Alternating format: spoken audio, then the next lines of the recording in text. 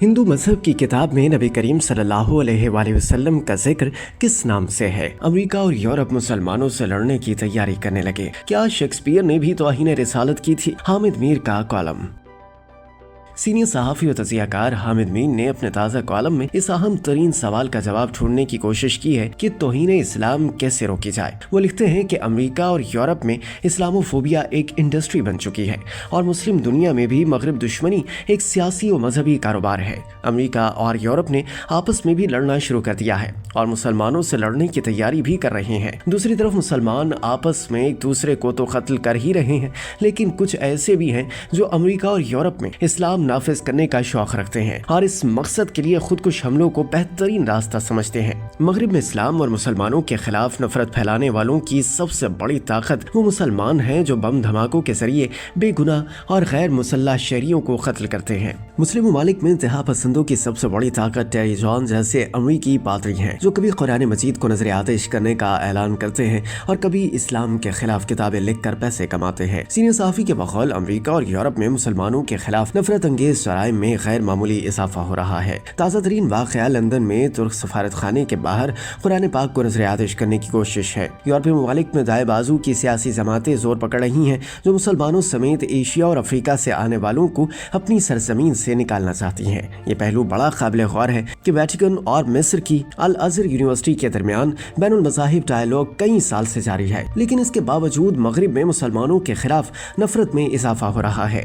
हामिद मीर के बकौल कुरान और नबी करीम सल्लल्लाहु अलैहि वसल्लम की गुस्ताखी के वाक़यात मुसलसल जारी हैं। आम तासुर ये है कि तौहीन इस्लाम के वाक़यात 11 सितंबर 2001 को अमेरिका में अलकायदा के हमलों का रद्द-ए-अमल है। ये बहुत बड़ी गलत फहमी है। मगरिब में तौहीन कुरान और तौहीन रिसालत की तारीख बहुत पुरानी है। अलीगढ़ यूनिवर्सिटी में अंग्रेजी अदब के उस्ताद प्रोफेसर अब्दुल रहीम खिदवाई ने अंग्रेजी अदब में रसूलुल्लाह की तस्वीर कशी का एक तज्जियाती मुताला किया है। उन्होंने बताया कि 1649 में अलेक्जेंडर रॉस ने कुरान मजीद का पहला अंग्रेजी तर्जुमा किया और इस तर्जुमे में बहुत सा झूठ शामिल करके इस्लाम को बदनाम करने की कोशिश की। फिर फ्रांसीसी अदीब वॉल्टेयर और शेक्सपियर भी अपनी तहरीरों में तौहीन रिसालत सल्लल्लाहु अलैहि वसल्लम का इर्तिकाब करते रहे, लेकिन जर्मन अदीब गोएटे और बरतानवी अदीब कार्लाइल ने इस्लाम और नबी करीम सल्लल्लाहु अलैहि वसल्लम के बारे में झूठे प्रोपेगेंडे को मुस्तरद कर दिया। कार्लाइल ने नबी करीम सल्लल्लाहु अलैहि वसल्लम को एक रोल मॉडल करार दिया, जिसके बाद अमेरिकी साइंसदान माइकल हॉट और जर्मन तारीखदान एनी मैरी शिमल से लेकर बरतानवी मुसन्निफा कैरोलिन आर्मस्ट्रांग तक कई मगरबी अदीबों ने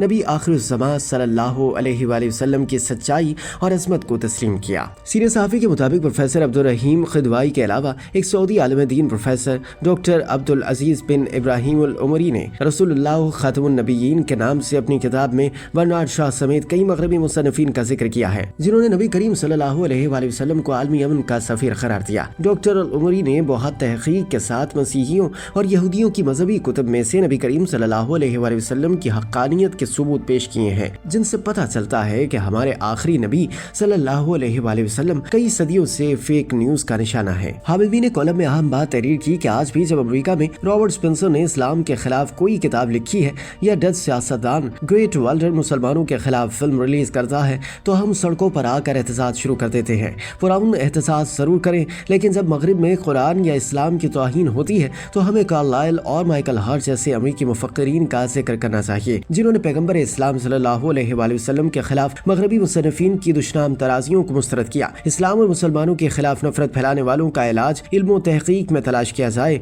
तो ज्यादा मौसर साबित हो सकता है।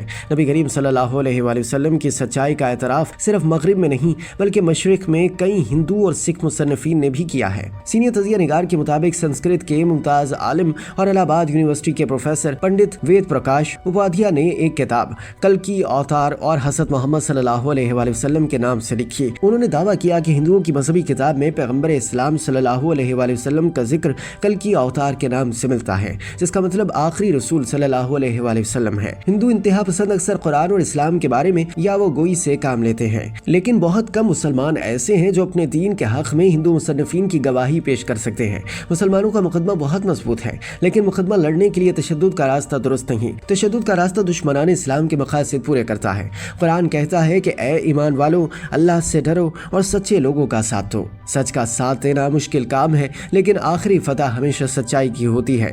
مسلمانوں کو اپنے کردار سے اپنے دین کی سچائی ثابت کرنی چاہیے۔ حامد میر نے کالم کے آخر میں اس سوال کا جواب دیا کہ توہین اسلام کیسے روکی جائے۔ وہ لکھتے ہیں کہ قرآن ناپ تول میں انصاف کا حکم دیتا ہے۔ کیا ہم ماہ رمضان میں ایک دوسرے کے ساتھ ناپ تول میں انصاف کرتے ہیں؟ اسلام ہمیں جھوٹ بولنے سے روکتا ہے، ایک دوسرے کا مذاق اڑانے سے روکتا ہے، بد کلامی سے روکتا ہے، ظلم اور ناانصافی سے روکتا ہے، عہد توڑنے سے روکتا ہے۔ کیا ہم ان تمام اسلامی تعلیمات پر عمل کرتے ہیں؟ جب ہم ایک دوسرے کے ساتھ ہی انصاف نہیں کرتے تو اپنے دین کا دفاع کیسے کریں گے؟ سب سے پہلے تو ہمیں آپس میں نفرتیں کم کرنا ہوں گی، اس کے بعد ہم اس نفرت کا مقابلہ کر سکیں گے جو کسی بھی وقت دنیا کو ایک نئی عالمی جنگ کی طرف دھکیل سکتی ہے۔